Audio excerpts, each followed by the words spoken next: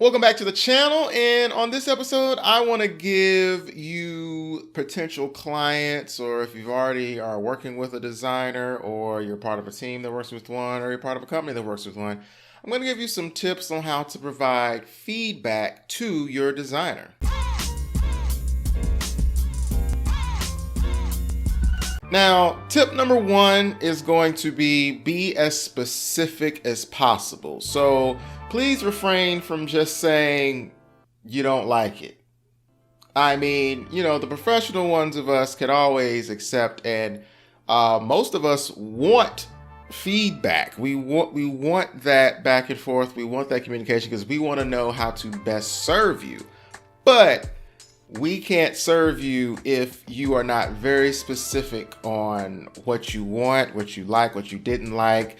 And for me, I like to avoid it when I can, shooting in the dark on the first go around. But I personally don't mind shooting in the dark on the first go around because I realize some people are visual people. Like, I know I'm a visual person, and sometimes you don't know what you like or don't like until you see something that can trigger some thoughts to make you go in a certain direction. But always be as specific as possible, even provide examples of the directions that you want to go into, like provide examples of the kind of colors you want to see, the kind of forms you want to see, like maybe even just a feel, like what is a feeling that you want to capture visually.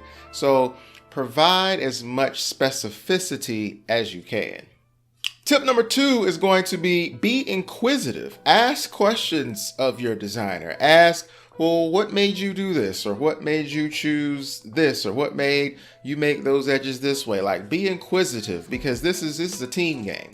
Like, I always, when I talk to my clients or I'm talking on the job, like, it's always we. How are we going to make this come to life? Because it's a combination of your vision and the designer's expertise coming together to make the final product.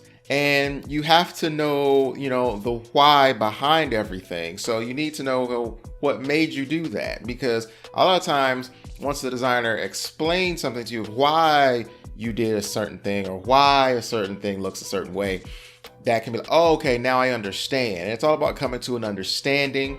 And, like I said, it's a team game. So making sure everybody knows the play and why that play is being called.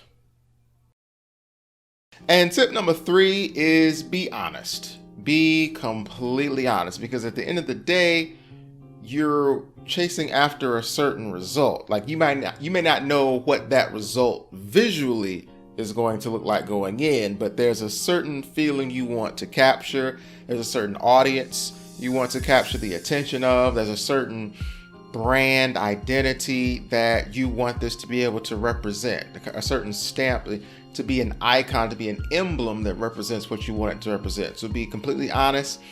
All true professional designers can handle honest feedback, critique, because we all are trying to get to the same goal. So be upfront, be honest as early as possible, so we can catch things on revision 2 instead of revision 9. But yeah, just be upfront, be honest. It's a team game. We're all here trying to get the best result. Designers and clients must be open-minded and must be in tune and listen to one another.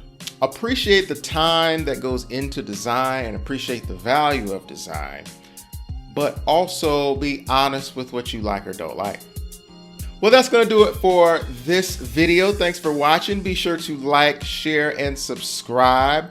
Let me know in the comment section down below if you want me to do more of these types of tip videos.